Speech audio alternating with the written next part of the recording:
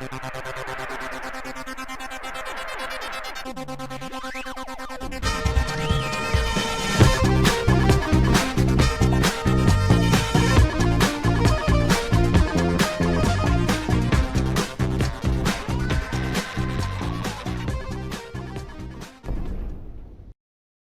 guys, welcome back. This is Matt Chat episode 550 featuring an interview with Chris Guin. Now Chris is the developer behind a game called Geo Mythica. It's a 8-bit style JRPG with a unique combat system. Of course we'll be getting into in this video. Party-based combat, real-time action and strategic commands, lively characters, bizarre global events, forgotten legends and mythical foes, and a good deal of geography. Real life facts about the globe. Anyway, it looked like a really fun project, and I think you'll really like Chris. He's a really cool dude. So without further ado, here is Chris Guin. Yeah, I like the graphic. Pretty cool, man. Doing okay? Excited? Yeah, no, it's cool. It's a lot of fun. How's things going with you? Oh, pretty good. I've been playing a little game, Oh yeah, Geo Mythica. I don't know if you heard of that. Have you? I might have heard a little bit about it. Yeah, it's pretty A few- interesting. Might know a few details. Yeah. Yeah, I hope so. Yeah, it's a lot of fun. Of course, I guess I got the advanced copy. Oh yeah, that Well, definitely you can download the helps. demo here, and I guess the demo's been available for a while, but you got the official release day here, March 20th. Yeah, it's coming up pretty fast. Couple of weeks, yeah. So I don't know if you want to talk a little bit about yourself, I guess, and then this game. Oh yeah, sure. No, I mean, so yeah, I mean, yeah, Geo Mythica is just it's an RPG. Like I'm trying very specifically for a kind of my kind of goal with it was, well, I wanted to do a globe-trotting RPG. So it's set on Earth in 1990X. And I wanted to do an RPG that was gonna kind of have a little bit of a different kind of combat system to it, which I'm sure we'll be seeing and talking about. And yeah, so I've been kind of an indie game developer for I don't know, about 10 years, but I've only made 2 games that have been released. It takes a lot longer than you think it's going to. It's amazing that anybody can actually make a complete game. I talked to a lot of kids, and they're like, "Oh, I want to be a game developer." No, like the easiest thing in the world is to start one. Oh, well, that's true. Yeah. But I mean, that's the challenge. Especially if you are into single player long form kind of games like I am, because you just got a lot of content. It's just it takes a while, and I'm not a full-time game developer. So this is kind of my side hustle. Well, what's your main hustle? So it's part of the process, What's your main gig? Oh, my main hustle. Sorry, yeah, my main hustle. I'm a programmer for a little software company here in Alabama. Oh, you're out of Alabama. Yeah. I know you're Midwest somewhere, right? I moved up here, got stuck in the snow, but originally from Louisiana, so not too. Oh wow, okay. So you're originally not that far. That's why I was loving this game so much, man. Have you gotten to the New Orleans level yet? Yeah, man, I was New Orleans. I had the beignets, I had the having there gumbo, had the seafood gumbo. It's quite nice. Yeah, they're very healing. Yeah. It made me kind of hungry. But yeah, I see what you mean, like the globe, because we're going to New Orleans, and I was in Mexico, and man, it's yeah. It's like, I don't know if this is a bad thing, but there's like some educational value to this. Well, I don't think if it's a bad thing. I'm a kid. I'm an Epcot Center kid. I love educational stuff. I feel like connection to stuff that's real is a whole lot of fun. I don't know if you're a Fallout New Vegas fan or not, but part of we love Chris and all that stuff. Oh no! Well, part of like how it's set in the actual city. Yeah. No, I appreciate just how, like, as you're kind of moving around the Mojave and you're seeing things, you're like, wait, why is there a roller coaster in Prim? And then you like get on Google Maps and you look it up. I just think that's really neat, right? Like you know, I mean, it's kind of educational, right? Because there is real stuff that it's linking to, but it's more like there's just a groundedness and a reality to it. And you feel like what you're exploring has more of a resonance to it than just, well, this is a game world that's pretty fun. It's like, oh, wow, that there's a connection to something real there. Oh, I Uh, absolutely agree. I think that's one of the brilliant things about Marvel Comics and Spider-Man and everything. It wasn't just a made-up city, you know. He's like there in New York. yeah, yeah. Have you been in New York City? Oh yeah, oh yeah. No, I a great don't place know to what it was visit. like. Not sure I could live there, but yeah. Same here, but I was almost familiar to me when I went there, just because you've seen it in so many movies and so many comics and everything. That was Oh probably the yeah. trippiest part of it, because I've never been there before, but you feel like, You feel like you knew it. Yeah, I'm yeah, not sure Geo Mythica is going to achieve that for anyone. Be like this, you know, this city in China is just a little less 8-bit than I remember it the last time I saw it. You know. Oh yeah, yeah. You this is just one of the screenshots. I think this is New Orleans here, right? But I Yep. liked how when you got down, if you go down to the bottom, you can see the boats and the going by, Yeah, you got barges going to barges Mississippi. and It's stuff. Jackson Square, and yeah, there's just a lot of references to real places. New Orleans is the one place I've been to the most, just because I'm Alabama located, so I really wanted to have it represented. But I feel bad for people that have never been there. I mean, it's just a great city. yeah, the food is the A best in the big country, as far as city, I'm but it doesn't concerned. feel like a big city. You know, it's Uh, plenty of yeah, and it's just a good place to visit. There got lots of touristy stuff. It's history like you don't really have in a lot of other parts of the U.S. You know. I've been to Alabama a few times. I have to admit, it's usually on my way to Florida, but That's what I'm gonna say. Like it's on the like way a to something else. Yeah. battleship there. I remember that. And what else do they have there? There's a lot of landmarks, I guess. Well, mostly if you're into football, but you know, it's not exactly unique to Alabama, but that's my I'm from Tuscaloosa. That's our main claim to fame. It's just having the University of Alabama and everything. So, I mean, it's good enough for Leonard Skinner, right? oh yeah, absolutely. Absolutely. I mean, yeah, there's stuff in Alabama. It's just, you know, Yeah. So we're let me see if I can get this. You want to talk a little bit about the first game you worked on? oh, Adventures of Chris. Yeah, let's see if we can get this up here. I haven't played this one, I have to admit. I just started with the. Oh no, that's fine. It's yeah, this was my first attempt at making a game. I've always been an RPG Oh, guy. That's like by far my genre, but I thought, you know what, for my first game, I'll make an adventure platformer and that'll be easier and faster. And it was neither. Uh so underdog kid with wacky superpowers. yeah, there's a lot of well, there's world travel in this game too. In fact, there's kind of a significant overlap between the world of this game and Geo Mythica for people who might have been fans fans of this one. So Um, are you just a one person team or what's the so I am well, for both Adventures of Chris and Geo Mythica, I worked with an artist named Kyle Anderson who lives out in California, and he's kind of trained as a traditional animator, which is why I got him for Adventures of Chris. yeah. And I kept him around for well actually yeah for Geo Mythica. I wasn't sure if I was gonna need to hire an artist, and it turns out that I really did need to hire an artist even for an 8-bit game. So I went back and thankfully he had just come available again and got him back. But so I would say it's probably fair to say we're a two-man team. All right. Um, you know, I'm doing the writing, I'm doing the programming, the music, the level design, basically all the other pieces of it. Yeah, there's a lot of comics, and I don't know what you call those little cutscenes, but to me they remind me of comics. Oh yeah, well the intent for Yeah. Adventures of Chris was to be very much about I mean, 90s I was Saturday talking about morning. Geomythica, but yeah, this Oh 90s. Oh, you're okay. Yeah, the cuts the I'm terribly disorganized. I'm all over. oh no, it's fine. Yeah, The but the cuts let's the finish up with cutscenes Chris.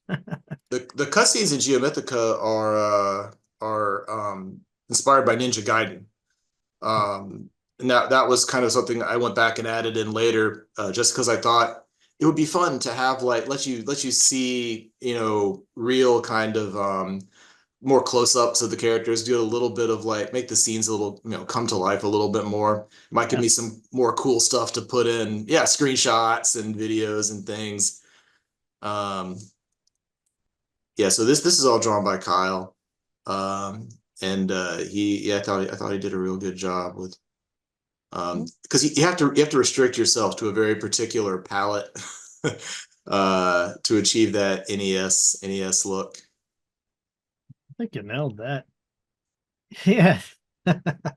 Yeah, that's in the New Orleans level with the trumpets and Yep. You got the the evil. themes around these cities are cool. You got the evil jazz club. Yeah.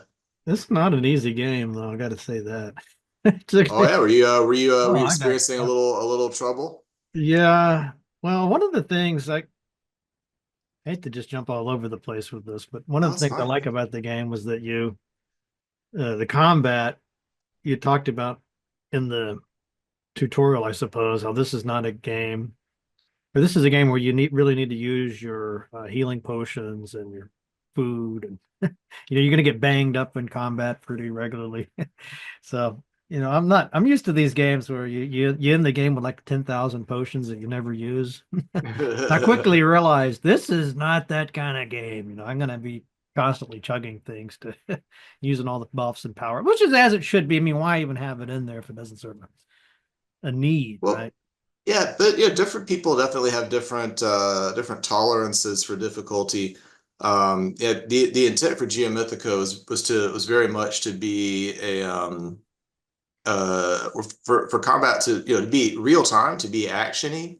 And I wouldn't say necessarily to be difficult. I wouldn't say that the intent was to Oh, that's just not like, so. mow you down with challenge, but the intent was, I think, just to offer you like kind of make you, think about how to use your skills, right? A lot of kind of classic 8-bit RPGs, the tradition is, right, for these fights to be very short, very, but also very easy, right? So you're just kind of mashing A and pushing fight through each one. And you think about, like, I mean, that's not always true, right? But like your early Dragon Warriors, for example, are kind of like that. And it's really more about the attrition, like over time versus an individual fight. And I wanted to keep the fast pacedness of it. I wanted to keep, like, you get in, you get out. It's not like the battles aren't super drawn out for the most part, but I did want you to, kind of have to think about what you were doing, what your skills were, how you're using your different moves. So, yeah, there's a trick to it. It definitely comes across. I found out pretty quick that I need to use her. What's the name of the archer? Liliana and Liliana. her, Yeah. yeah. Like, wow, sleep shot. That's incredibly useful. I'm gonna be Oh yeah, using oh this yeah. all the time. And I got to the dog, and he's got these like a block thing that he Hmm. does. Uh, I guess another buff, and yeah, that's one thing I really liked about this is when you get some new abilities and skills. It's like, oh my god, I needed that. Oh, thank God, Oh Uh, yeah. some copper helmet. This is going to make a big difference. I mean, because right, I mean, so many of these games, you get so many items and power ups and stuff, and just kind of, and the combat's so easy anyway. You don't ever even need to use it basically, unless you're just trying Yeah. to max things. Whereas here, it's like as soon as you get it, you're using it, you work it into your rotations. Yeah, I mean, the rotation is kind of the key word there. I'm not sure if I said this yet, but a big influence on the combat here is early World of Warcraft. Um, I don't know how much MMO play time you've got, but Are you kidding me? World of Warcraft? Feel like I spent the better part of my 20s on that. oh yeah, I lost some years back during college grad school time. That I'm sure I could have been spending that better, but I had a lot of fun. I loved raiding. Mm. I loved the fact that, like, to me, part of the big appeal of World of Warcraft, like, as I'm rating, is just it's the idea of synergy, right? You got all these different classes played by different people doing different things. Everybody's different. Everybody's got their own skill set and bringing their own thing to the table, but everybody's got to do their job, Mm. and everybody has like a particular role. And when it all comes together, it's a really beautiful thing. And so I wanted to kind of capture that, right? Because you got three characters in your party, and they all have different, not just different skills, but they have different resource mechanics, right? So Geo's a lot like your World of Warcraft warrior. He builds fury points as you take hits, as you deal damage. So he's got a different resource mechanic than Obi, the dog, right? He's got like he's cooldown based, right? So he's like a bard. Every howl has a party-wide buff that he grants, and then he can use another one after a certain cooldown has passed. So mixing them together, right? You use Obi's power howl, it gives you like a short DPS boost across the party, but then you're building up your fury points on Geo, and then you spam spiral, the move that sort of like putting enemies into a meat grinder. You combine those two and you do a whole lot of damage really fast. Hopefully that's a lot of fun for people. Yeah, now that you mentioned it, he's got his taunt, he's got his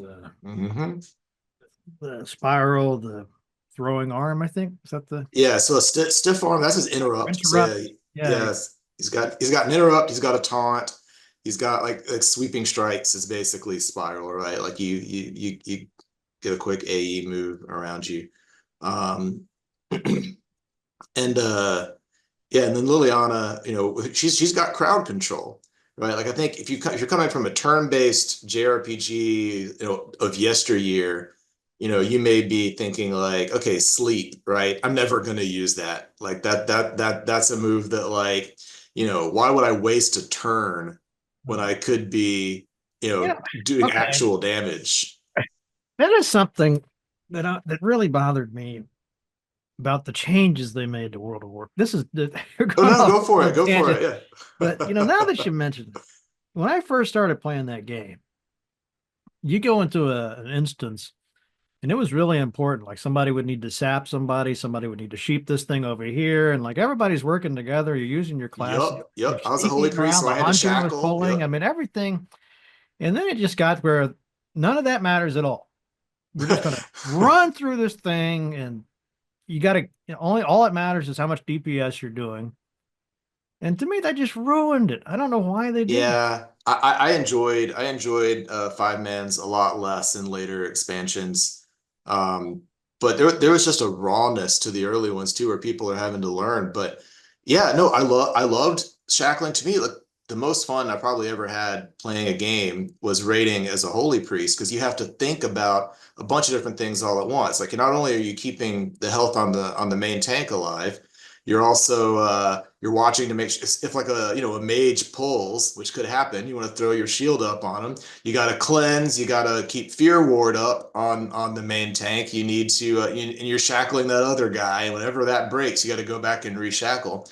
And it's like whack-a-mole to some extent, but it's just very fast-paced and very intense. And so trying to capture that as part of Geo Mythica right now. Geo Mythica is not nearly ever going to be that intense because you can freeze time, right? It's not really like a full-scale MMO type experience, because anytime you bring up the menu, the game pauses and you can sit there and think, okay, what do I need to do? So even if you're like kind of allergic to full-on real-time games, like hopefully it's not really ever going to overwhelm you, because you always have a way of slowing things down and just kind of considering your options. And then even if you do die, you right before the battle, which I really appreciate that. I mean, I just can't stand these games where it's a tough battle and you die and then you get reset for far, like you're punished all the time. Oh yeah. I mean, in the NES RPGs, I don't think that's an intentional part of the game design for the most part. I feel like that's just like, okay, saving is something we don't know how to do, right? Like say it's such a big deal. You gotta go to the one king in Dragon Warrior 1 in order to save.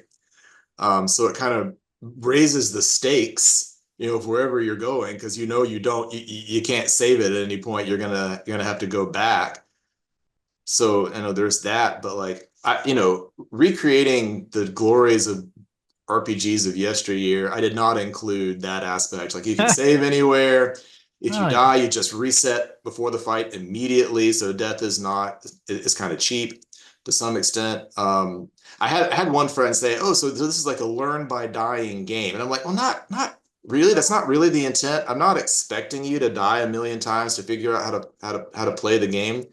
But I mean, it's just I don't want you worried about dying, right? Like if you make a mistake, if you go, oh, I didn't mean to do that, well, just reset the fight whenever you want. Like it should the stress level should feel a little lower You can than redo your talents at any time too. I think I read that. So. that's true too. Yeah. So your I have talent Forgiving. trees. Yeah.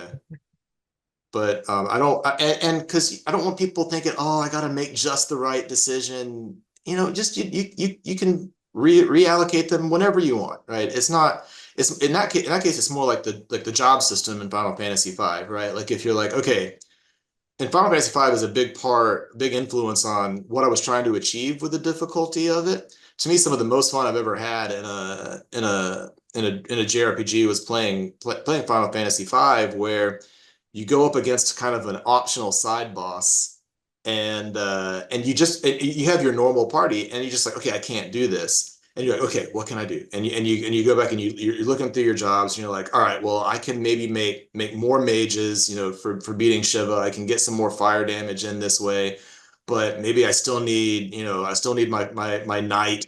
And I can do this and that. I've got this ability I wasn't considering. Oh, that would be fun. And then you try a different strategy and it works and it feels really stinking good.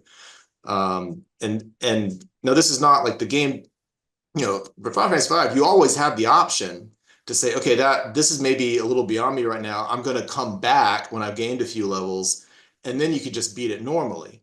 So you don't have to play through it with, strategic or tactical thinking. But if you want to, it's right there, and it's really rewarding if you do. Yeah, I think you're absolutely right with that. Some of the best moments, man, just so many games, the good games that you remember, the parts you remember. I was just thinking with World of Warcraft, sometimes it'd be these elites wandering around just the world map, and you would fight it and you'd instantly die, so then you'd look and see who else is in the area and like, let's figure this out, Oh, create it's so satisfying, so so much fun when satisfying. you beat it. It was just so much more special than just, you know, sort of what's the word? Just steamrolling it or Yeah, yeah, mashing it. I mean, Brute easy force. has its appeal too. To be fair, right? Like I think, maybe the height of Super Nintendo JRPGs for me is like, Final Fantasy VI and Chrono Trigger. And those games were not really all that challenging from a mechanical standpoint. Final Fantasy VII also, at least the original. uh, not all that difficult, really. Um, there are some difficult moments, but so I did offer, I struggle with this, but at the beginning of Geo Mythica, I recently added difficulty settings. But I didn't want to offer like too much. I just wanted to give people the ability to choose, like if you really just want no challenge at all, there's a mode called ridiculously easy where you can't die. Wow. So you could just if all you want is just to have the experience of like exploring the world, seeing the story, hearing the music, like that's great. I've got no problems that you'll get all the same achievements, Steam achievements if you want to. Like it doesn't even block you Oh, you from didn't even that. unlock the achievements. No, no. And then but I also have a hard for no reason for people that just want to the enemies hit twice as hard. I changed some of the boss mechanics to make them more challenging. Just in case that's what you like. I mean, but the problem with having like real like fine-grained difficulty settings in a long form game like this is that people are like, I don't know what's fun. I mean, you're asking me to make this decision about what the most fun way to play your game is, and I haven't played it yet. So how am I supposed to know? So unless you're just like, I love all difficulty or I hate difficulty, I'm like, just do recommended, right? Because the natural way to control difficulty in an RPG anyway is by leveling up, right? Grinding or exploring more, right? Like there's kind of an in-game way to make it easier. If you're like, okay, I'm having trouble. Well, uh, there are no like official random encounters in Geo Mythica, but there are on the world map, little monster nodes that are optional that you can go to and fight a monster. And you can use those to, skill up, get some more money, go buy some more gear. You know, so you still have that option. I wanted to make it clear grinding is okay in Geo Mythica, right? Like the game doesn't expect you to. I think it's more fun if you don't, because then you're playing it at like, you know, you really gotta think through your tactics. But if you want to, you know, it's available. You take it. Proximal developments out there. No, I know what you mean. I'm struck by the World of Warcraft influences. That's what I'm most familiar with in here. Oh, okay, cool. One of the early fights in the game, you just met Liliana, and then there's like a big, I can't remember, it was a big bug or something. And she's like, "Oh, I think that's too powerful for us.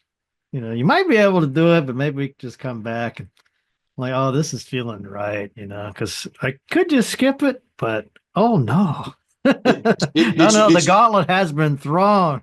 We're gonna figure this out. There's no way in hell I'm walking out. Did you fight the red bat? Yeah, I killed that son of a gun. Nice. Like, yes, and it even popped up above it, said like this is level 5 or level 6, and that kind of reminded me of like in the World of Warcraft back when it was new. You know, you could go into these zones. It's supposedly too high level for your characters, but you're like, well, but I'm good. I don't care. You're orange. Let's just see what you got. Oh, it's so much fun. Or like there's like elites that. around the outside of an instance, and you're like, okay, yeah, I bet I could take one of those. I just got to be real careful, you know. Yeah. And I mean, if it stomps you, okay, you can, like you say, you can level up some more, come back later. That's fine. But it's just you want to kind of test yourself. Mm-hmm. You know, and say, am I good enough Yeah. to do this? And yeah, I was thinking with the difficulty, and I've often thought about this, like you kind of want a baseline, like if you're not really doing any optional super challenging type stuff, right? Just a regular person should be able to get through with minimal pain. But you want to just put those opportunities in there for somebody that really wants a little heightened challenge, right? You know, I think there's some different ways to go about it. But I will say, you had mentioned like your mode where you can't die. You know, Yeah. that sounds like I would hate that mode, but I do have a circumstance where that is essential. And that is if I was using this game in a class, Oh. like a game studies class, which I've taught before, and you know, I've had them play some different games, and there's a lot of students that take those, believe it or not. There's a lot of students that don't play games ever. They just think they just want to learn more. Okay. Okay. It might be you know, older adult, never played games, just like this is important. You know, everybody's talking about video games. I want to learn. And I want to know. Yeah. So it's nice to have a game with a mode like that, because then I can say, look, it doesn't matter if you're not good. You can just put it on this mode, and then you can still see the story and everything. And then, you know, later, if you want to go back and, you know. Oh, yeah. It's really great for that. So I highly recommend it to developers to put something to include a mode like that, even though it feels wrong. Yeah, but I think it kind of does. I added something very similar to Adventures of Chris, specifically because my at the time 5-year-old niece kept wanting to play, and she would just get really frustrated. And so I designed a mode where if you fall in a pit, it just picks you up and puts you back, you know, and you can never run out of health. And you know, she had a great time for a little while, and so it was like I kept the mode in there, and then I would get word that there are adults that just like they just don't want, like they wanted to experience the story and world, but they hate platformers. They don't actually want to, like, you know, have the run and jump kind of mechanical fun of it. They just wanted to like play through the world and experience the story. And so I'm like, okay, well that's fine. Like you know, it's no skin off my nose. And most people, because I call it ridiculously easy, there's no risk of someone accidentally, you know, turning that on thinking, oh, well, I want just a slightly more lenient experience. Like, no, there's just no challenge. The challenge is removed, you know. Oh yeah, I was just thinking of, you ever played the original Doom? Oh yeah, yeah. You remember those really funny names they came up with for the difficulty levels, like I'm too young to die. Oh yeah. Hurt me plenty. Yeah, that's all coming back. Yeah, now that you mention it, yeah. It's a funny thing. Yeah. There's other ways to do the difficulties in a game like this, other than just endless punishment and pain, right? Yeah, it's like I really did not want to make a Dark Souls type of game. With people always want to compare anything difficult to that for some reason. But even like part of the big challenge of Geo Mythica was figuring out how to communicate to players what kind of combat system this is, because it's very different Yeah, we can from. fire it up here. Yeah, sure. Let's see if I can get this fired up.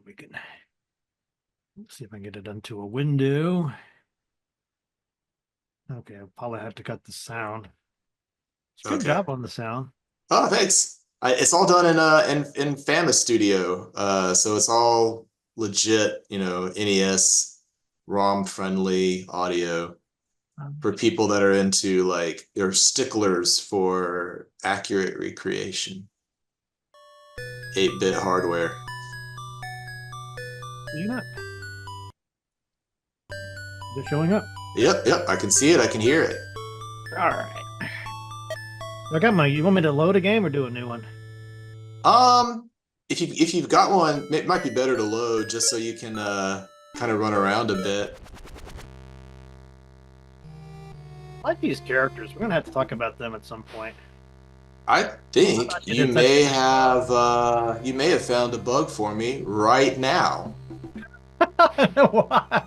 Because look at that, like the puzzle has not reset, and you're not able to get back in there. That's really interesting. I was stuck on this. Yeah, this is this requires logic.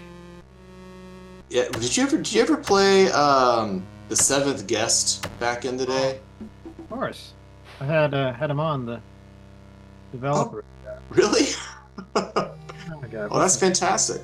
That was like such a formative game for me. But this puzzle is basically stolen from the coffins. Went on to work at Zynga.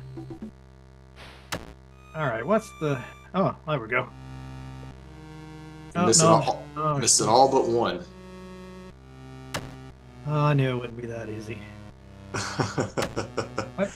There we go. No. Oh, Jesus.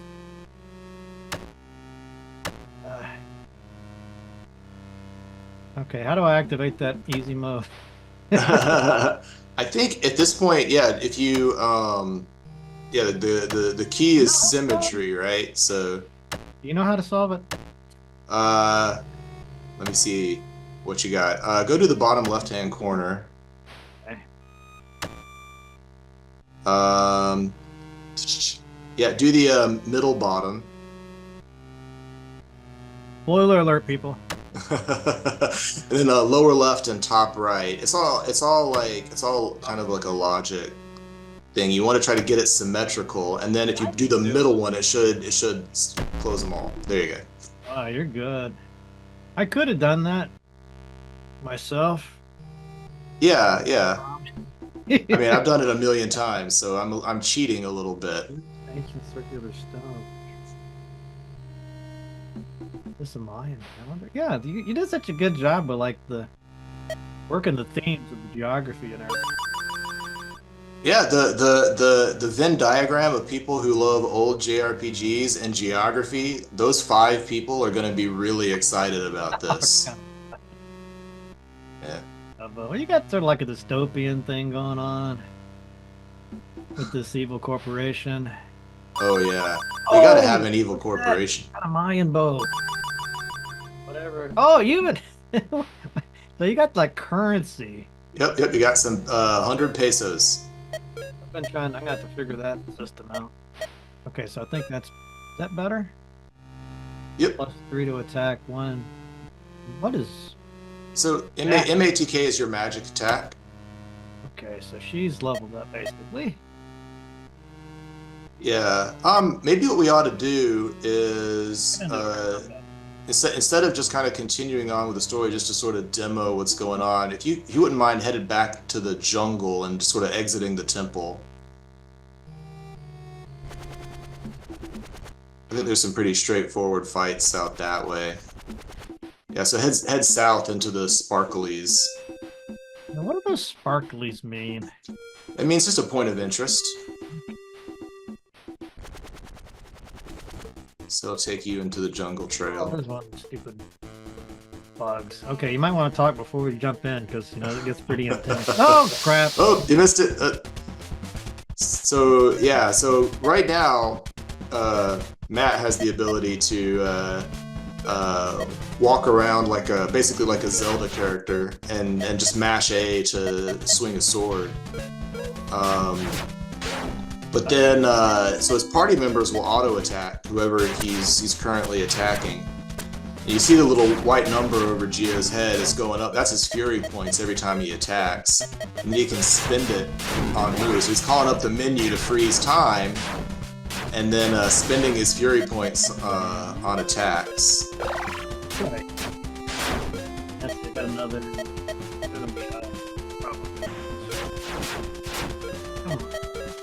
So if you like power howl now and then you spend all your spiral. Oh. Yep, spiral. Because it's better to do it when I got this. Oh yeah, see that? Like basically, well, almost killed him. Do I just suck or am I supposed to be You like are half me dead? Yeah, so what I tend to do when you're fighting, the frogs are a little chunky. It's helpful to sleep one of them so they're not both attacking Geo at the same time.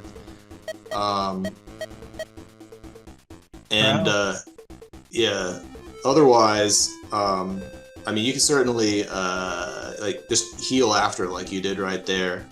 Or you might have been able also to kill the frog significantly faster if you had like lined up your power howl with Geo's spiral. Because when the red stops, it's no longer active. Well, it's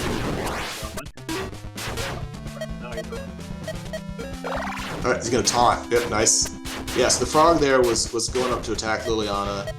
He used Geo's trash talk move to pull aggro. It'll be more. And then just immediately spiral all the way. Okay, that's better. There you go. If we were still in New Orleans, I could eat that more. That is true. Ah, I got a treasure chest you missed earlier. Nice. How the heck did I miss that? Now, is there like secret stuff that if you like little secret areas and passages and things? So there are secrets in the game. They're not like super obscure. I don't do a lot of hidden invisible walkways. That's not really a thing I normally do. But it certainly pays to like check every corner, right? Like see everything that's around. Look around. So where he is right now, this is Mexico.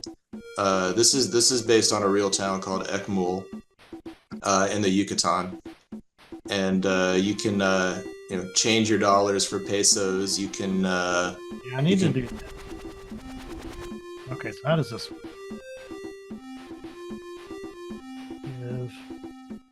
What? Yeah, so you have 100 pesos that you got from the temple just a little bit ago. Do these exchange rates change? Yeah, so if you want to trade your USD for more pesos, you would choose USD up at the top, and then you want MXN, and you can set how much you want to exchange. So that just gave you just a little bit. How do I? Yeah, so if you move the cursor to the left. Now I got some money.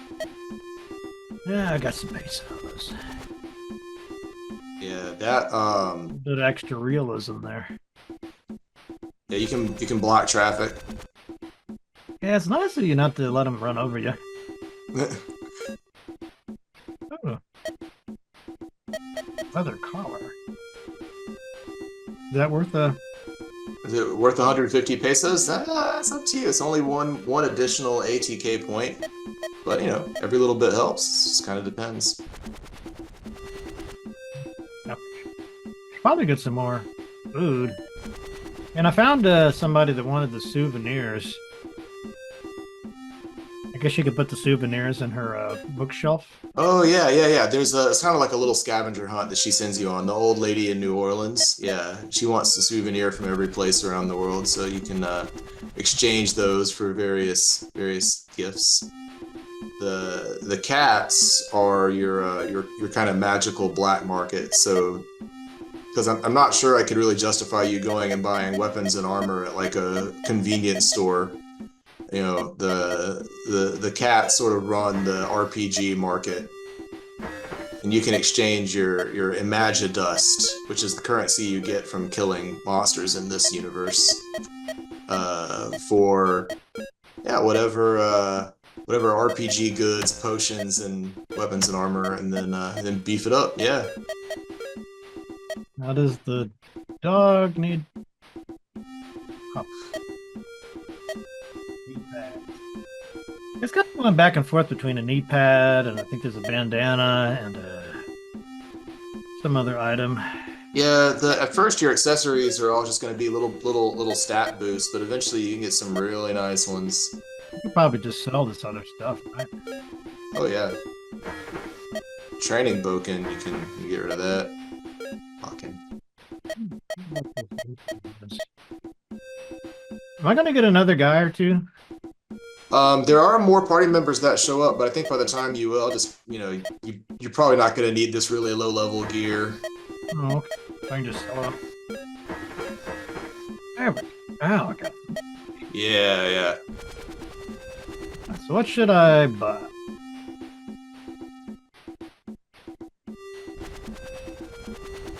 This is part of the fun for me of making Geo Mythica, was like learning about all these different places. So these are food items that are, literally available in this location if you were to go visit. At least at the time that I was looking at, Google Maps. That's a Doradigo. Yeah, Doradigo is a hot dog covered in Dorito crumbs. Oh my god, that sounds good. Yeah, I was like, man, I never thought of that before, but it's a really interesting idea. Well, you learned a lot making this game, didn't you? Yeah, no, I had fun with it. I'm hoping other people like appreciate the kind of the connection to the real. Is there some reason to stay in a motel?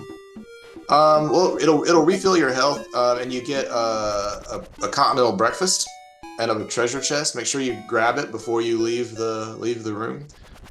But the continental breakfast will restore 150 HP to your whole party whenever you want. So that's another little nod to World of Warcraft. Oh, the rested bonus. Yeah, yeah. Continental breakfast.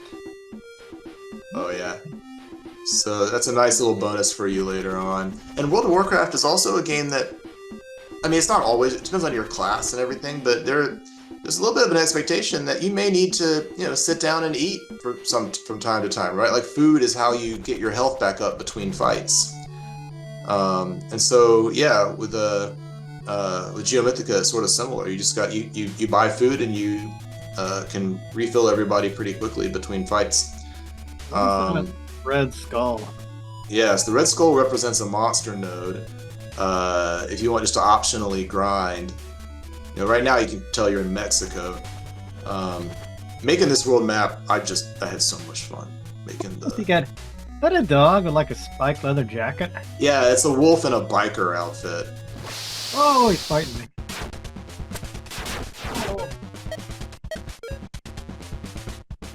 Oh, let's. Yeah, because you played World of Warcraft, you appreciate the importance of damage over time, I'm guessing. Oh, yeah.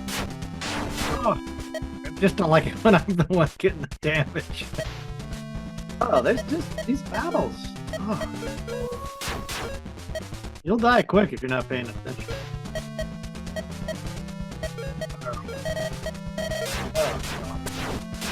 Oh. It's like a boss. Like a world boss. Oh, look, got another level. Just making sure though, you did choose recommended mode, right? Yeah. definitely didn't put it on hard mode. Okay, just making sure. You can check in the system config menu if there is any risk of that. What else? That gives me all 100 back. I don't need that much. Yeah, it pays to stock up on food. Different points. How do you feel about my skills here? Well, I'm a big fan of improved spiral myself because you do a lot of damage with it, so I'm glad you put a couple points in there. Get psyched is also good because it gives you some points right off the bat, you know. I didn't see that. You got haste and a crit, magic attack, magic defense. Yeah, and then you got languages. I saw a place where you could pick up some dictionaries and learn some. Yep, you can learn. Yeah, if you're going to go to Brazil, for example, you need to learn Portuguese to talk to the people. Oh, I guess I got one person in my party that could speak Spanish. Right? Yeah, Liliana is from Peru, so you already know Spanish.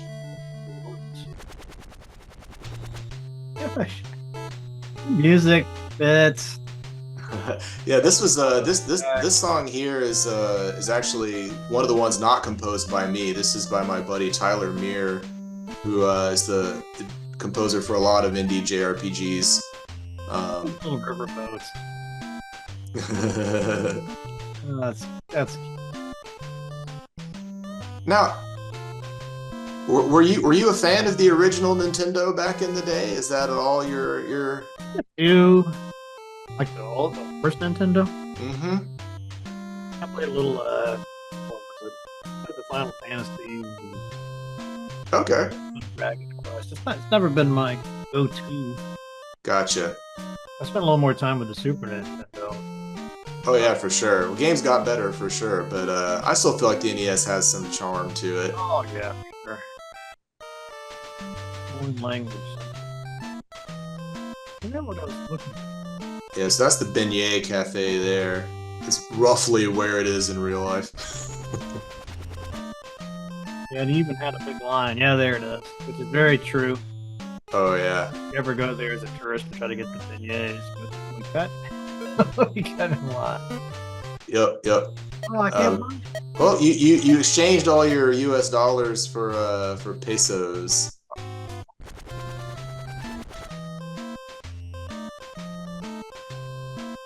There's a dojo where you come. Oh yeah, that's another. There are periodic challenge fights that you can have with the trainers. Have you trained in the martial arts, Chris? Am I? No. My artist is though. He's a big Tai Chi guy. So he got to use that when he was animating some of these guys and their skills. In Brazil, there's a capoeira trainer. So that's a very unique animation had to happen there. All these different martial art styles. Yeah, I find it fascinating, but I am not a martial artist. Now I gotta turn my Mexican back to the US. Yep. You know what you need? Is it like all do it all at once? Yeah, I guess I've been struggling as to the right way to allow you to exchange to specify your currency. A lot of people used to just do it all. A lot of people didn't want that. They wanted the ability to like more fine-grained choose. And so that's actually, if you've ever played Earthbound, that little system for choosing the amount is basically ripped off of Earthbound. When you're pulling money in and out of the ATM, you just sort of set how much you wanna give and take. Go ahead and get some coffee, please. Yeah, coffee gives you a crit bonus. I thought, it seems like that's what it should do, give you some focus. You a fan of that Earthbound game? What game? Earthbound. Earthbound. I enjoy it. I would say it's not my favorite RPG of all time, but it has a charm to it. I did not play it as a kid. I actually came to it as an adult, and it took a little getting used to. I will say, but It has a fun, quirky kind of sense of humor. I had a guy on the show that wrote a whole book about that game. Oh, really? That doesn't surprise me. It has some devoted like fans of that game. Okay, it's just gonna be a one-on-one. Yep, a one-on-one challenge. Now I gotta interrupt them. There you go. So yeah, when Jeffrey was flashing white there, that was indicating he's about to use a powerful move, so he interrupted with stiff arm. I think he's gonna finish him. There you go. Nicely done. Dang, son. Yeah, you got some funny dialogue in like Dr. Johnson. I appreciate it. My lord. Okay, I got something else to do. Yep, so you got a new talent that lets you bulk up your defense stat directly through your talent points, so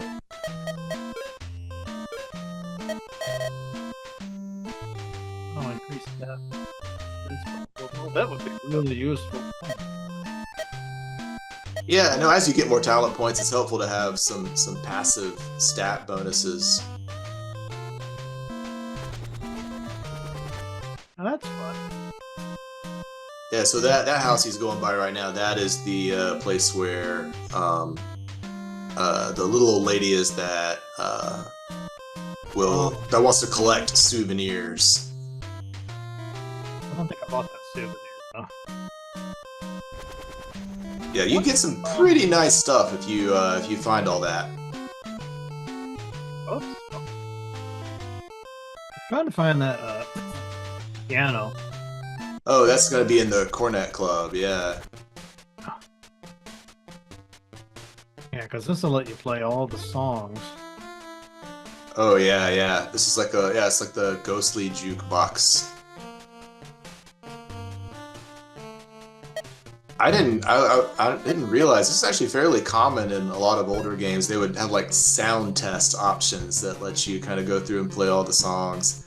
Like I think even Civ 1 had like an option, like a jukebox that was included to play all the music on your sound blaster. I wish I had known about that when I was a kid. I would have eaten that up. Well, you didn't. You said you wrote most of these, or? Mm-hmm. Yep, most of the songs are by me. You're good. Oh, thanks. There's a handful that are written by my friend Tyler, because I don't write jazz. I don't write like a lot of Latin beats. I'm not really familiar with those genres very much, and I really needed them for like the Brazil levels and so forth. So Tyler helped me out. It's nice to have friends who know how to, That's a real thing. I love Gator Tour.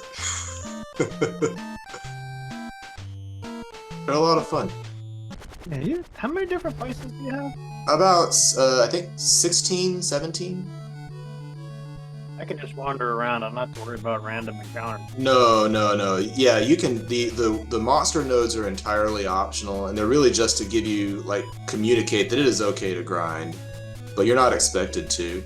Ooh, So, yeah, this is a level they don't tell you about, but it is a challenge dungeon intended for the end game that I let you visit right at the start, just so that you can die painfully. Yeah, But this is Canada. let's see what it says. There's gonna be some Canadian dialogue. It'll make you learn French. How much cash do you have?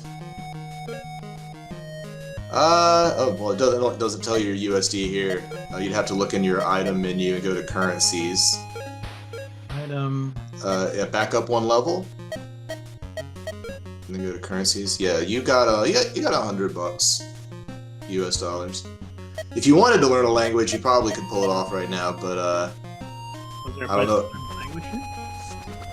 You can't do it here. You'd have to go back to New Orleans and go to the language school. Idiots. It's kind of fun just wandering around. Yeah, there's a guy on YouTube who was kind of upset that I was using the Mercator projection for my world map, and I'm like, look, it's going to be a square projection one way or another. What? Cater projection? Yeah, it's Canada, so hopefully you're noticing there's a kind of a secret up there on that island. Can't get to it yet, but oh, maybe someday. find a boat. That's part of like basic RPG map design. I'm not always the best at it, but what they tell you is you want to tease people with like, here's something you can find, but you can't get to it yet, right? So like you inspire people to go explore, find the thing. Effective. That's one of the things I thought they did really well. A lot of the Zelda games, especially the later ones, are really good at that too. Find a point early and you can see way off. Yeah, Zelda would I mean, that's kind of the whole game, right? It's like you've got all these like, you know, blocks. You've got all these roadblocks. Reindeer sausage and onion. Yeah, it was a little tricky to find something that was unique to this town because it's a very small town and they only have like a couple restaurants. Maybe that's a real town and a real restaurant.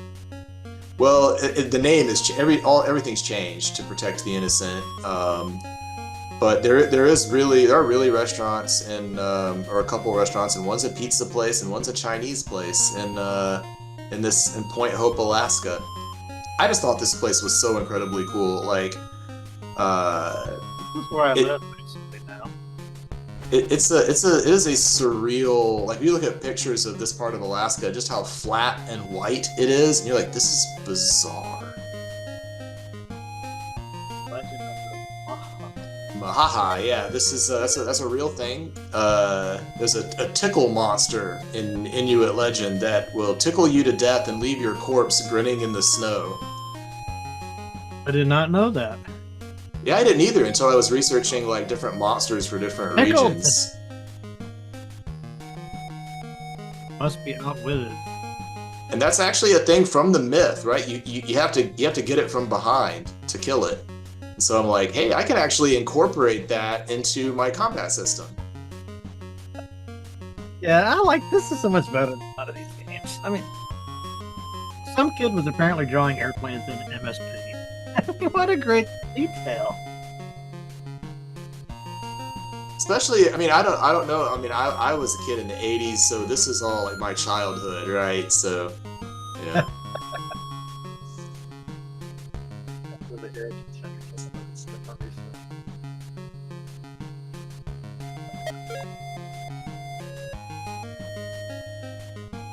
Yeah, so there's just a lot of like, and if you're interested in like, gosh, what is it like to live in the, you know, the farthest reaches of Alaska? Like, it's fascinating to me. You know, just a kid playing this and oh, this is really cool. I want to learn. I want to have to try some of this MacTac. Yeah, they eat MacTac. You know, slices of whale skin and blubber. Yeah, the thing is, I probably would have put that in the restaurant as the food you get, but apparently you don't just go and buy that stuff. It's like totally traditional, like you go hunt and you get it that way, you know. Is there anything else you should show people? Yeah, there's a dungeon here, but it's probably higher level than you wanna try right now. What's that over there on the right side? So the right side is giving you all of the stuff you can find in a given location. So Yep. yeah, New Orleans, you haven't got the souvenir yet, but you've gotten everything else. So I don't know if you caught this, but in Mexico there is the frog of completion. Yeah. And Okay. if you- You know what? if you talk to the frog of completion after you've completely found everything in a location, he'll give you an additional bonus item for having found everything. So if you're like me and you just like running around a town and talking to everybody, this will just reward you for doing that. You know, did you finish out that town? Did you find all the shops? Did you buy all the food? You know, did you find the ninja cat that sells the items, right? Like, All these places. I don't me a little bit of a game called Where in the World is Carmen Sandiego? Oh yeah, there's a geography game for you right there. I don't think I could sell this game to schools though, to be fair. It's a little the ratio of fun to education is a little different. Well, I don't think you want to put. I mean, if people think it's an educational game, that's the kiss of death, right? That's probably true. Here we are talking about the Carmen Sandiego game. I actually liked Carmen Sandiego. That doesn't surprise me. Well, oh, what? Can I? Quick question. Yeah, sure. Make sure I'm not dismissing myself. So I know if one of your characters, like Geo, dies in combat, there's supposed to be a way to like switch to a different character, right? There is. Yeah. Are you playing with a controller or a keyboard? Controller. It says controller, but I pressed that and it didn't do anything. If you use the equivalent of the select button, like the leftmost middle option button, that'll swap which character you're controlling. It won't work on the world map. You actually need to be in a dungeon or in a shop or something. You need to be where you have big Geo. So yeah, if you push the select button or whatever the equivalent is, leftmost. That's working. I'm pressing the shoulder button. Oh no, it won't be a shoulder button. It'll be the So yeah, what are you using an Xbox or a PlayStation controller? Oh wait, Well, you got it. I did it. Oh, so those aren't the shoulder buttons, though. That's like the select. Yeah, exactly. Yeah, the select button is what you're Okay, what so you're it going works for. in combat too. So if like Geo dies, okay. You can be the dog if you want to. Yeah. The game does not really require that. In fact, I think as a general rule, the design sort of is built around Geo being your lead character, but it lets you, and it does tell you that one of the books in the New Orleans dojo tells you how to swap which character you're controlling, but the game never really asks you to or requires it. So I don't ever interrupt gameplay to tell you about that. It's kind of like a little bonus. For some reason, I thought it was those shoulder buttons. Mm. That's the other one. So let's. I want to talk a little bit about the characters and stuff. Yeah, sure. Let's get up somewhere. You got some little description of the characters. Let's see, where is that? I guess, yeah, scroll down a little bit. Yep. How'd you come up with these characters? Because I thought you did a good job with these. They're not what I would call flat characters. They're all like a little suspicious of each other, and you're like, oh yeah, a little bit of drama gonna happen here. Yeah, well, so that's actually kind of for me, that's like a design principle, right? Like you want your characters to have a little conflict. I don't know if you're a Star Trek guy or not, but You think I am a nerd, Chris? but I like when what Star Trek are we talking about? I love Deep Space Nine. And that was the Star Trek where they really kind of started allowing the characters to have some inner conflict. Like there wasn't necessarily an enormous amount, but there was like, the characters could disagree and they could get into some arguments. And I just feel like, yeah, in an RPG, yeah, you're all in a party, but it's going to be more interesting if your characters they disagree on some stuff, right? They don't see things the same way. So that was actually interesting party dynamics with that. Yeah, it's a tricky thing. Like Geo and Liliana, like I always knew I was gonna have your two leads. I wanted a boy and a girl, but I kind of knew, I sort of wanted Geo to be a really optimistic, happy-go-lucky kind of guy. And so it's just sort of naturally flowed. Like, well, I guess Liliana needs to be kind of a sarcastic, cynical, a little bit like, oh, that's not gonna work, kind of characters that they have. Naive, Geo. You're so naive. You don't know the ways of the world, Exactly. And the thing is, they both need to be right from time to time for it to be interesting, right? It can't just be like, this is a game about Geo learning a lesson, or this is a game about Liliana learning a lesson. It's a game about you know, they both have different ways of seeing the world, and sometimes they're right and sometimes they're wrong, and that's interesting, hopefully. He's a high school football player. You know, that kind of reminded me a little bit of Flash Gordon. Oh yeah? You know, isn't he a football player? I think he was a polo player in the original comic, and then he was like a football player in the movie. I couldn't tell you that about that. Yeah, Geo being a jock, I wasn't really sure like if that is, you know, where that stands on unusual, you know, character things, because I wanted him to be you know, credible as like your main tank, right? Yeah. So, you know, he's got that football background, and he's got a katana because also he's kind of a nerd too, right? Like he likes Japanese culture and he likes martial arts. So, you know, I like the scene early where there's like a kid getting bullied, and your character's like not sure, like, should I intervene? And then Brian's like, I don't need you to defend me. It's just a nice little exchange. But yeah, I wouldn't have liked it as much if he was like participating. oh yeah, no, well, because like He's not there's that kind of guy. a screenwriting book that's pretty popular from back in the day called Save the Cat, where the main message is like you want your hero to do some good deed like save the cat, so everybody will be on his side. So I have Geo stick up for the little guy, you know, pretty early on. Like Geo's a nice guy, right? Like you know, he's not interested in bullying. He fights back against it. Like he's a good kid.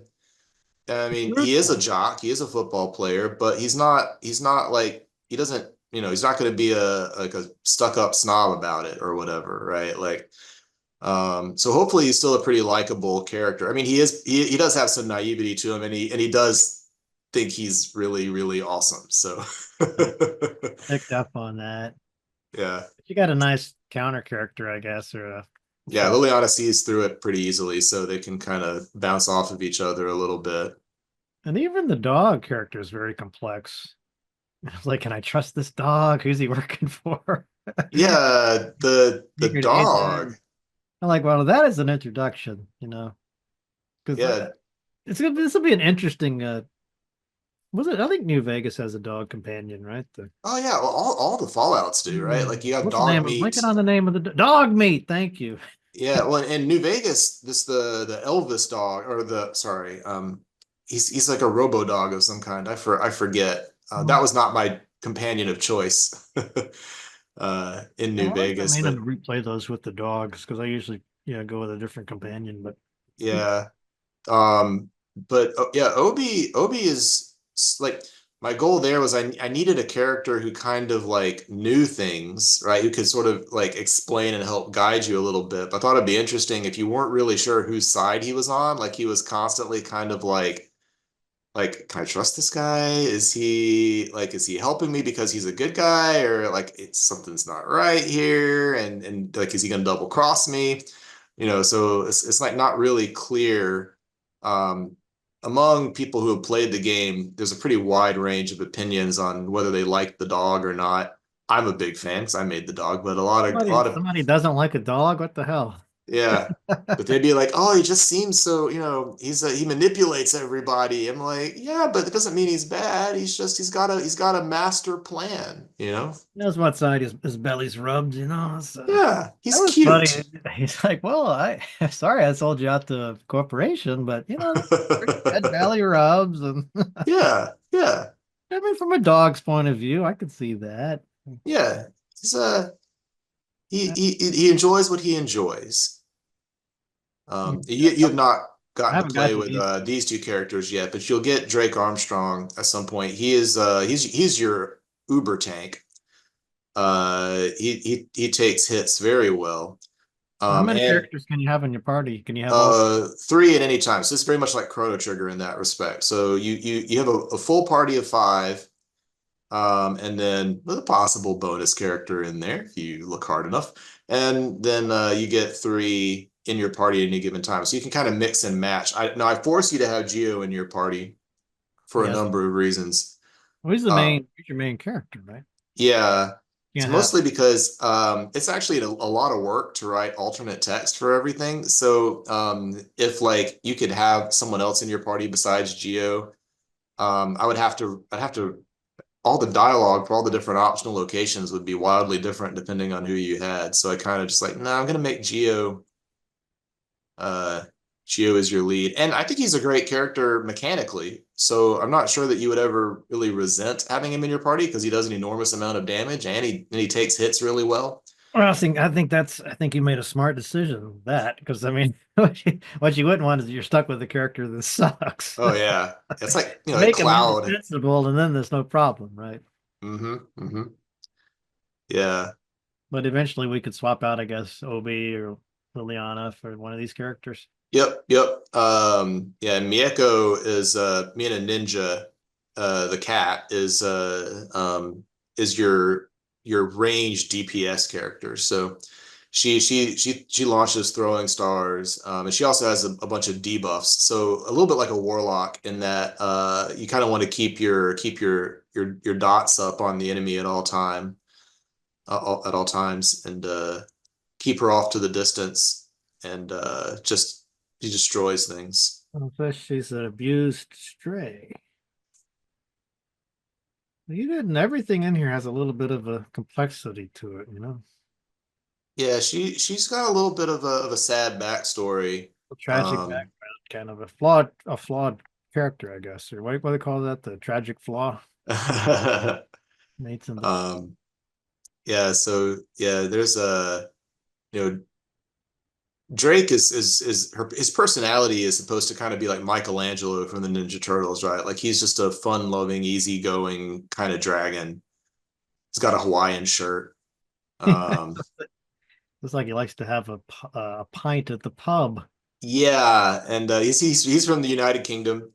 And he's yeah, I did a lot of research on his accent. I'm still not sure I got it right. I actually found a guy from Newcastle to kind of go over some of the dialogue and help me out with it. But there's so much dialogue that he really didn't have time to go over it all with me. But at least at the beginning, I'm pretty sure it'll be reasonably authentic, and hopefully that gets people far enough in. If you're actually from Newcastle, you'll be like, oh, okay, that's cool. He knows some of the lingo. I mean, just doing a little taste. I mean, it can get overdone, people. Oh, for sure. But those accents can be real thick. I mean, to be fair, so can Alabama accents.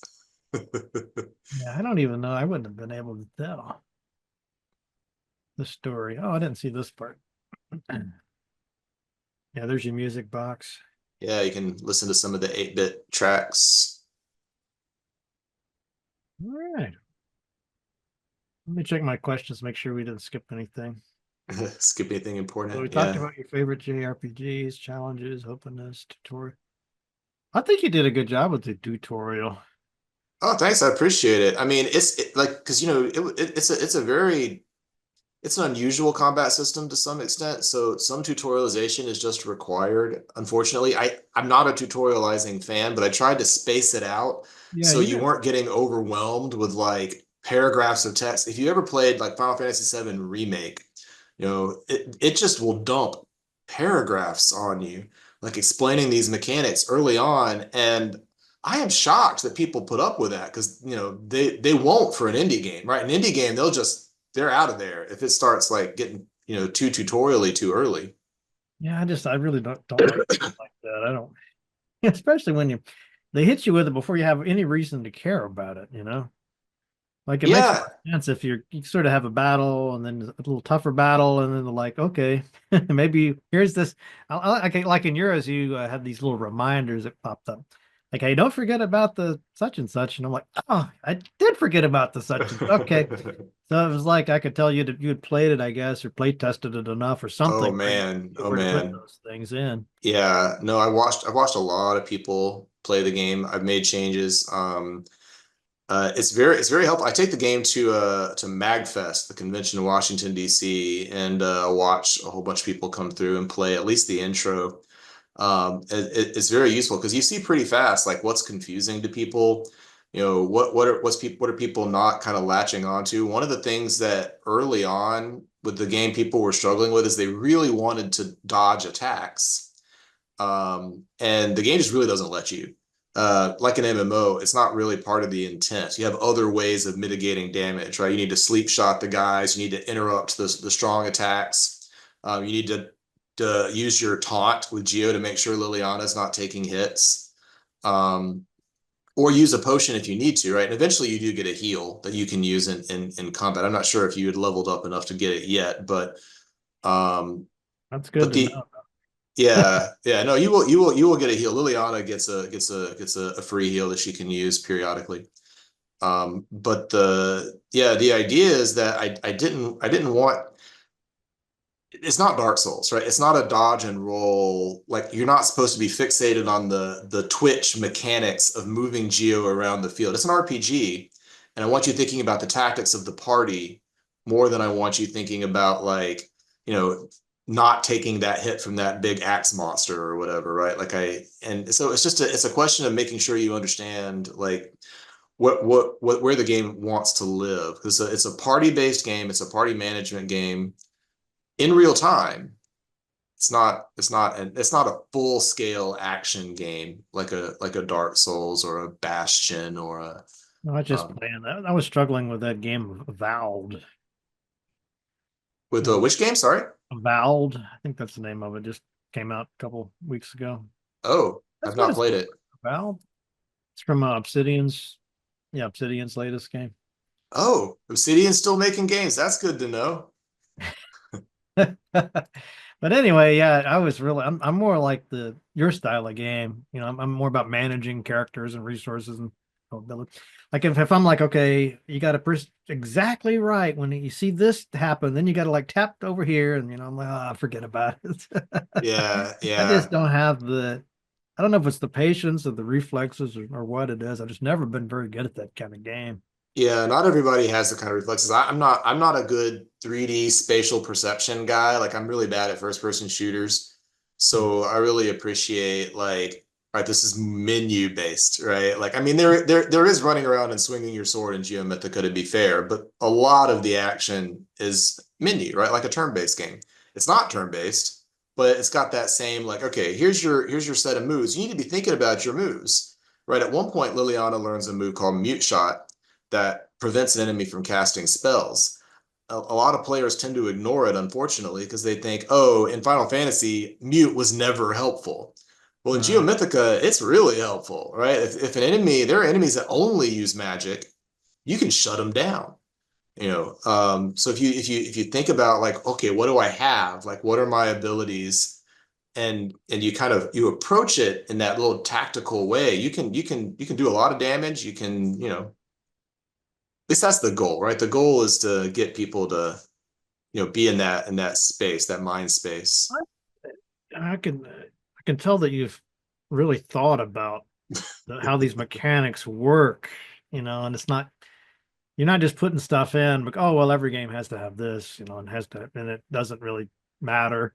No, this is like, okay, you've got to put mute in. It's going to have a definite use. People will know how to use it. And people that want to be really successful, I guess, will learn how. Yeah, I mean, to be fair, if you don't ever use mute shot, you can still beat the game, right? The game never makes you. But to some extent, that's actually kind of a liability, because there are some players that, unless you make them use something, they won't experiment with it, they won't play with it, and they'll just think, okay, I don't want to even mess with that. That's, and so it just kind of sits in the back burner. And like Zelda will force you. Zelda will be like, okay, I gave you bombs. I want you have to use them to, like, get to the next room or whatever. Like, you've got to use them. And I do make you do some of that early on. Like, I force you to use sleep shot. I force you to use stiff arm, just to be like, I want you to see what it does and kind of feel it. But I just kind of resent being made to use everything all the time. Like, it's just my play style is like, I don't want everything to be taken care of and linear. I want you to trust me, as the player enough. Give me some agency, give me some choice, and offer me the skills. Maybe I really don't want to use it. I don't want you to make me, or make the game where, like, it's a puzzle where that's the solution, right? I want it to be a tool in my tool belt, and not the answer to a puzzle. That makes sense. Yeah, sometimes I see a game and there'll be, just because there's a mechanic like jumping or something, they're going to use that every opportunity they get. Like, Yeah. even though you're like, I hate this jumping. I really don't want to mute a spell. Why are you making me?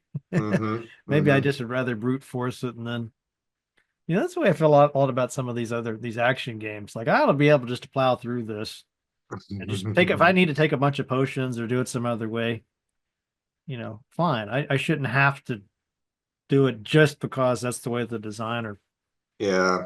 Well, the way I play Fallout, because I'm not good at 3D games very much, I just stock up on stim packs. I skill up my medicine, and I just I'll freeze time and stim pack like crazy. That's how I survive. Skyrim. How many times you have to pause in Skyrim and eat like 100 carrots? Yep. It's so nice of this monsters just sit there waiting as I eat 100 carrots. Yeah, that was Yeah. yeah. I'm not complaining. Yeah. But yeah, there's a lot of thought that goes into making an RPG. Most of my buddies that are indie RPG devs are making turn-based games, and I have a lot of respect for that. Oh, you got some. Yeah, who are you friends with? Is anybody that I might have had on? I'm not sure. Have you ever had any of the guys who made Shadows of Adam or 8-Bit Adventures? Um, there's indie RPGs from 4 or 5 years ago. I had the good friends with the Nox Archaist guy. I know you've had Serpent in some the of my Stacklands and Joe and okay. Hannah. Who's the not Nox Archaist? What's the other game kind of like that? Not too long ago. I'm not sure what you're getting at. Not Underrail. I did have the Underrail guy on. Well, anyway, it was like Yeah, eight. there's have you had other like console type RPG folks? A few here and there. You have some I wanted to have you on, Chris, to kind of expand my Oh, okay. Yeah. Well, coverage a little bit because I don't feel like I've got enough. if you want connections to other indie RPG devs, I got a bunch. I Definitely. I was glad to see you had Julia Minamata on recently. Yeah, Uh, I was a big Crimson fan of Diamond. Crimson Diamond. Yeah, I love point and clicks. Have you ever had Francisco Gonzalez, who made Lamplight City and is working on Rosewater? And who's this publisher? He did Wadget Eye stuff for a while back in the day. I don't think that's his publisher Dave now. Gilbert. Is he related to him? They work together on Not some related. Yeah, they projects. work together. Yeah. I'm They pretty sure work. his name came up when I was talking to Dave. Yeah, Yeah. I love me some point and clicks. I love Ultima. I love early PC RPGs as well. You never had Richard Garriott, did you? Oh yeah, I have done a couple times. Oh wow, I need to go listen to those. Yeah. I feel like those people are way too illustrious for this podcast to have me on it too, They're such nice people. That's one thing I've very seldom come across, even like the big famous names. I hardly ever come across like a big ego or That's really cool. Yeah. Well, this is my experience. Of that. When I go to conventions and show my game, like basically every other indie dev, they're all so nice. Like I feel like I don't know, must just attract kind of laid back sort of people. I don't know. Yeah, I was trying to find some of those names for you. Well, there's Isaac Otway. He did Sovereign Syndicate. Okay, I've heard of that. There was like a scary point and click adventure game set in space. You know which one I'm talking about?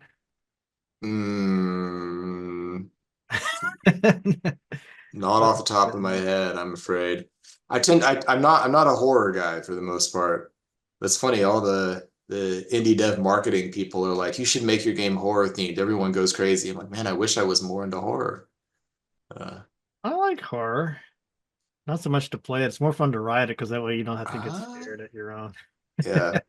I'm more of a lighthearted cartoon aesthetic kind of guy. This game kind of reminded me of like Saturday morning cartoons, and then you said that was one of your inspirations on the press kit. Absolutely, yeah. Well, because you think about like Marvel and Ninja Turtles, right? These are funky, quirky universes that are supposed to exist on Earth, right? And it's just fun. It's fun to like, how does that play out? How does that work? You know?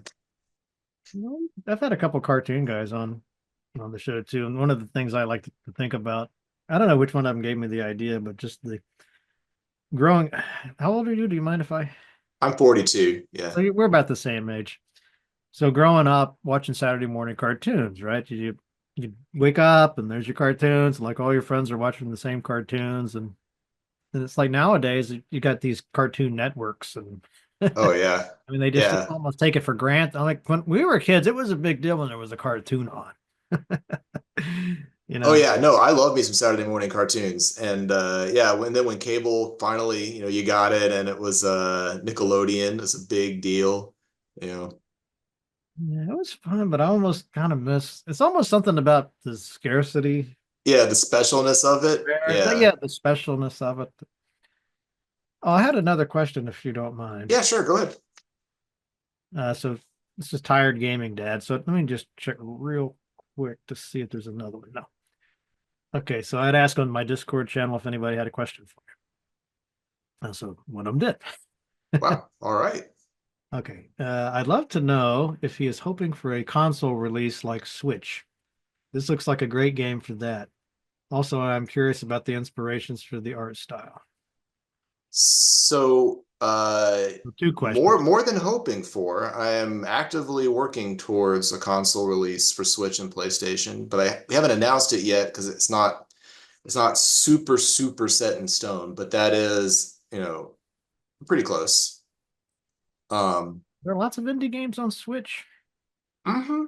Yeah, Switch is pretty indie friendly. It didn't used to be. When it first launched, they were very particular about what they, you know, how many people got dev kits and what was allowed to get on. And getting onto the Switch in the first like 6 months was basically that was like in your meal ticket printed right there. But it's no longer the case. Like they opened the floodgates. It's like Steam, right? Like it used to be highly curated and pretty fast. They just like let everybody in, which is great for people, you know, who just want to get their game out there. You know, it can kind of self-publish, but yeah, it just means that it's harder to get noticed. Well, that's definitely a change for them. Didn't they used to be like super strict with their censorship and everything, and like any Oh little yeah. anything that could possibly offend anybody was like taken out. So that's all Oh gone. yeah. That's true. Well, and the other part of the of your questioner's question there was like where the art style was influenced by. Mhm. If you're a fan of 8-bit games, hopefully you'll recognize these, but Star Tropics was an influence. Uh, Final Fantasy 3 was a big influence for Famicom. Uh, uh, the Ninja Turtles arcade games, right? So the character portraits down at the bottom. Oh yeah, Yeah, you could definitely see the influence there. yeah, Star Tropics also like has a thing where you're a little dude on a tile map when you're on the world map, and then when you go into the dungeon, you're now a big tall guy. And so that's just like part of the structure. To be fair, that's also true of Chrono Trigger, but it's more like literally from Star Tropics the way that I did it. When did this come out? Oh, that's gonna be like 1990. 1980. Oh, it's 1990. Wow, okay, that's pretty late. Yeah, I thought that would be kind of late. Yeah. Surely it wasn't. I remember Pool of Radiance had this. So you like ride around as a little horse on the world map, and then you would go into a dungeon. And I must have been Ultima. Must have been the first. Yeah, well, Ultima invented so much, you know. It's like I mean, I know Wizardry did too. I didn't actually play Wizardry growing up, but Ultima I was big into. But you're talking about specifically how you're small on the world map, and then Yeah, and you go into the town and you're still small, so the town map is sort of the same, right? And then in the dungeons you get kind of an action, you know, action world and you're a bigger character. Um I haven't played this one. Is this a? it's hard.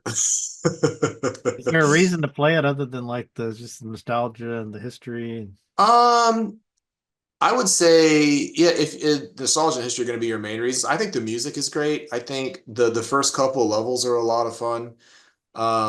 It's definitely a nostalgia trip. it's just it gets pretty frustrating about halfway through level 3 for me. So I've actually never beaten Star Tropics. Maybe embarrassing to say, but never made it all the way through. But for historical purposes, it may be useful. I mean, some of these games, yeah, they just go on forever, and like the endless random encounters and things. No, Star Tropics isn't like that. It's just an action game, so it's pretty challenging. But if you look for Ninja Turtles arcade, um, I want to say the one that's we base it the most on is actually called the Manhattan Project. Manhattan. Yeah. Where is Manhattan Project? Mutant Missions. That's interesting. This is DOS? I didn't know there was a Ninja Turtles game on DOS. Who knew? Wow, that is bizarre. Enter? That's, I guess, supposed to be like the comics. Weird. Wow, okay. I'm learning something. Yeah. Yeah, that's the Turtles. Okay.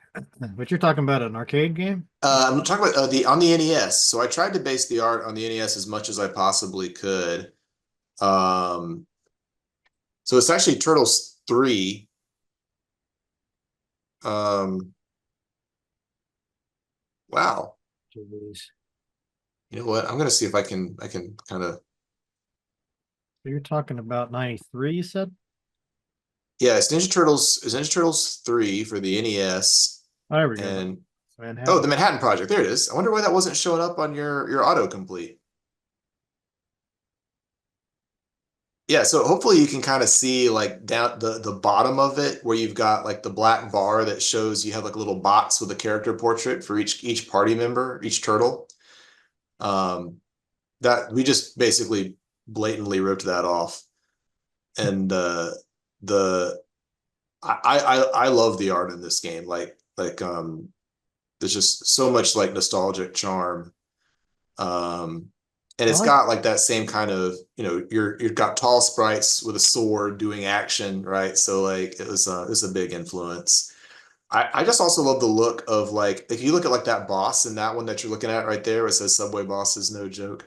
The I forget the name of this character, but that is a 3-color character design, and that's just I love that kind of art. Like I love like the limitations kind of creating like a new style, you got just orange, brown, and I guess teal or whatever color that is. And that's all you have to make this like big rat mutant guy, and it creates like a just a feel that I think is pretty compelling. Maybe you had to be there in the 80s or early 90s, as the case may be, for this to seem cool. But I love you that stuff. appreciate a good rat battle, huh? Yeah, yeah. You have rats in Geo Mythica? Yeah, I have monster rats that you can fight in North America in the on the world map. You won't be able to see them on the screenshots, but yeah. Oh, it's on the world map. Yeah, if you were to go fight in like the Great Plains, basically a random monster, you might run into a big rat. The roaches are pretty much a ripoff of Fallout 2, to be fair. You gotta have giant roaches. So you got some great influences. Like I don't know about your game, but man, the games you base it on are great. Yeah. Well, how long would it take me to find those rats? If you've got the save file in Mexico, I don't know if you ever resaved it, but you just got to go to United States, wander around a bit. You should find a red skull. Okay, where? Yeah, you'll have to get out of Mexico. Out of Mexico.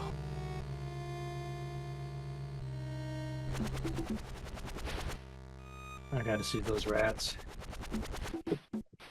Yeah, just check out the left. Go off to the left side of the screen. You can just get right out of the world map. And then if you head north back to the US.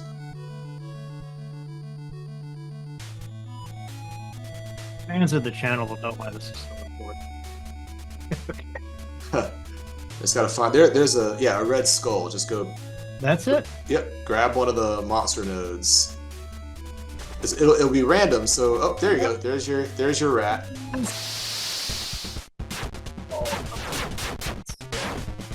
Oh, he's almost going down. Yeah, this is a much lower level monster than you are currently, so yeah. No, I think it's just that's wrong, Chris. It's just I'm so good at killing rats. Oh, yeah. I mean, it's what you saw it. Yeah, I agree. I mischaracterized that for sure. Yeah. I wish I had went down so quick though. Is there another? Yeah, you can. They'll be all over the place. You just got to kind of look around the plains. Oh, that's gonna be your Canada dinosaur town right there. Thinking dinosaur. Where's another rat?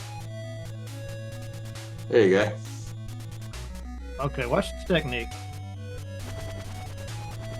Oh, you Oh, got roaches. Thanks. Well, at least we can do our. Do you think I should be using sleep shot a lot more? I think sleep shot will one shot those guys. Alright, sometimes gotta kill some of those. Oh yeah, no, sleep shot is great, right? Like you talked about, CCing people in classic WoW, right? Like, Oh, got a lot of stuff. Kind of sleep this. Oh, that's not even a regular rat. Kind of special rat. You want to stay asleep for? Oh no. Let's do trash talk. How about? there you go. Nicely done. I feel better now. Nice. You've now seen a rat. No, I feel very strong. Every RPG have a rat. Wow. Okay. Well, Ultima's got you covered for sure. I mean, one of the things that just I got so pissed off playing that Avowed game. A lot of good stuff going for it, right? But then they show you these little rats, and you can't kill them. It's just like scenery. What? Oh man, I just feel like I need to learn more about this game in general. This is the latest Obsidian game. Well, as I said, you can't kill the rats. Now, there might be a giant rat there at some point, so I can't recommend it to you. I'll let you know if I eventually. Well, I'm glad I've got a giant rat because now you can recommend my game in good conscience. I was just gonna have to delete this whole thing if we didn't have a rat in the game. I mean, it's.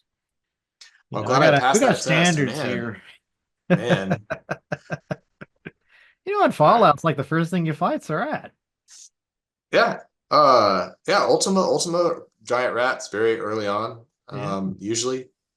You got rats in the Opera House of Final Fantasy VI. You got rats in Chrono Trigger. Yeah. They steal your stuff. It's not a coincidence. It's not a coincidence. All the great designers, they just inherently. They know. Yeah, they understand the appeal. Yeah. Teenage Mutant Ninja Turtles. I mean, they're mentors. Giant. I mean. Yeah. All right, Chris. I'll let you go. Yeah. It's been fun. Yeah, this has been fun. Yeah, thanks a lot for having me on and just kind of chatting through the game with me. Yeah, got less than a few weeks now, and people would be able to get this. They get the demo now, but hopefully they'll just get the game. Yeah, March 20 releases on Steam, and then sometime later, don't know yet when, but we're working on getting on Switch and PlayStation. Put it on GOG. I've not asked yet. I should figure that out though. I know they're a little more they curate a little more tightly. So well, I've heard some people don't want to. Some people like to wait before it goes on GOG because they don't let there's no copy protection, I guess, or no. I didn't think about that. I'm not that worried about that for Geo Mythica. Adventures of Chris was on GOG. I had a publisher for Adventures of Chris, and they put it on like every platform known to man, like Google Stadia, stuff that's gone now, like It's like, Google Stadia. yeah, like I crazy haven't heard stuff. about that in a while. Yep. Oh, the Adventure Chris started out on Ouya. If you want to hear about a console that no one's heard about in a long time, Game Tap, is that the name of that thing? Game Tap. I vaguely remember Like that. one of those first. They try to. There's been so many of these. Like, well, we're going to be the Netflix for games. Mm-hmm. I think Yeah, yeah. We that. probably were on that. I mean, You said, "Ooh, yeah, wow." that was a lot of fun I for me. vaguely But remember that one. What was that one? Ouya was the console. It was a Kickstarter console that was very specifically for indie games, and it was launched during a time when the big three were much more restrictive about what they let on their platform. So the Ouya was kind of perceived as like, oh, this is like the gateway, right? So if you're an indie dev, you could get a game on a console, and like it kickstarted, so like it made, I don't know, a whole bunch of money on Kickstarter. And then it didn't have the follow through. People didn't, they thought the controller didn't feel right. There were several, they didn't have a good selection of games early on. They got good games later on. They got Towerfall, they got Duck Game. But it took a while, and by that point it had already kind of like, it just didn't succeed as well. I was really disappointed because I loved that thing. I loved that little box. Like it lets you play emulators on it. It lets you do all kinds of stuff. Like um I and yeah, it's just gone now. It's so sad. Cool. Yeah, I never had one. Maybe I missed out. If you're into quirky little indie games, you might have, if you like your games to have high budgets. Just the uh 1A. yeah. All right, Chris. Well, it's good meeting you. Yeah, likewise. The video up. Thanks for doing this. Yeah. Thanks for having me, and hope you have a good evening. Yeah, good luck with your game. Thanks.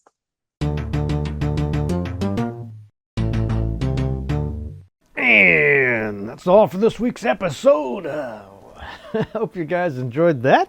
Got a lot of great guests lined up. We'll be rolling out lots of new episodes. If you have ideas for people you'd like to see on the show, or maybe a game you'd like to see me cover, just sound off in the comments. As always, I want to thank you very, very much for supporting Matt Chat, keeping the show on the air, keeping these interviews coming. Remember, if you like Matt Chat, you want to help the show, keep it on the air, get a little extra bang, some extra bonuses, go to that link in the show notes to the Matt Chat Patreon link. And for $1 or $5 or whatever you're comfortable with, you can be a member of the team. You don't have to financially support the show, but I really appreciate it. Matt Bradley sure really appreciates it. We all appreciate it because you're keeping this show on the air. Of course, I also appreciate anybody that likes the videos, comments on them, shares them with friends, whatever it is you do to support the show. I appreciate it, and thank you very, very, very much. All right, what about that news from the Matt Cave? All right, got a couple of fun items here. First is a couple from Miko.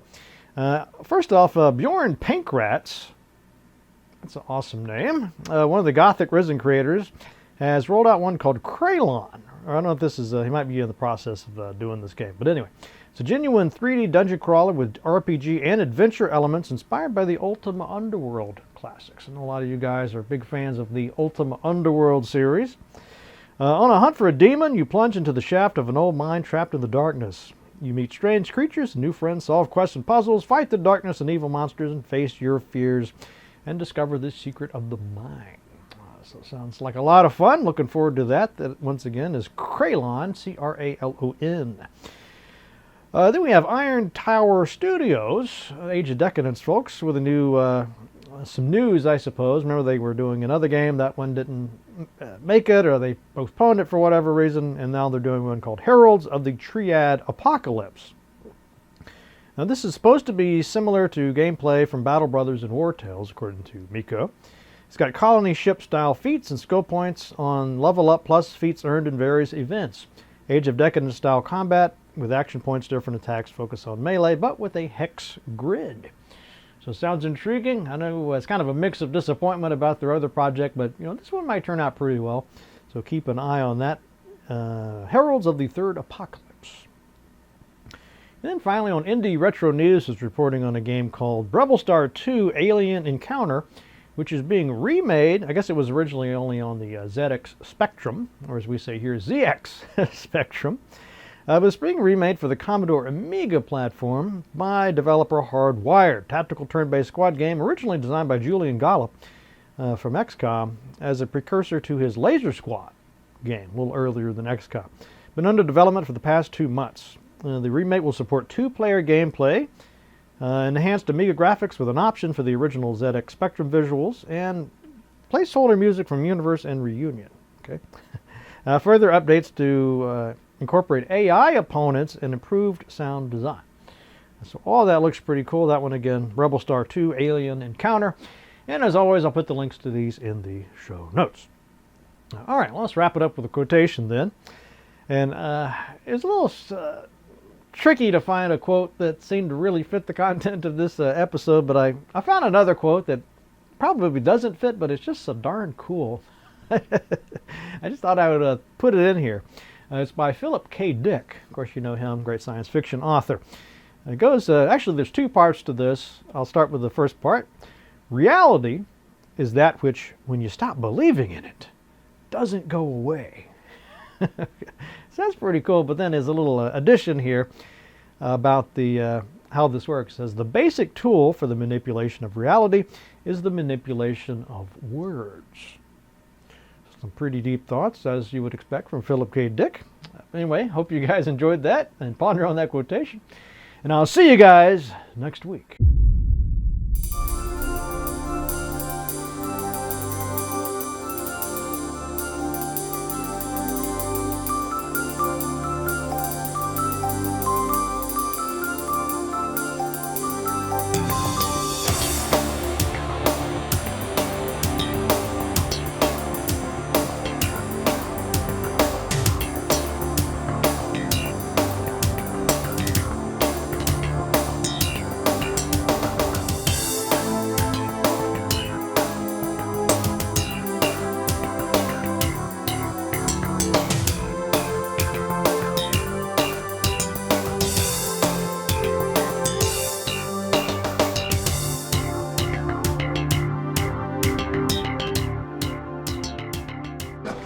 Years ago. That's this year.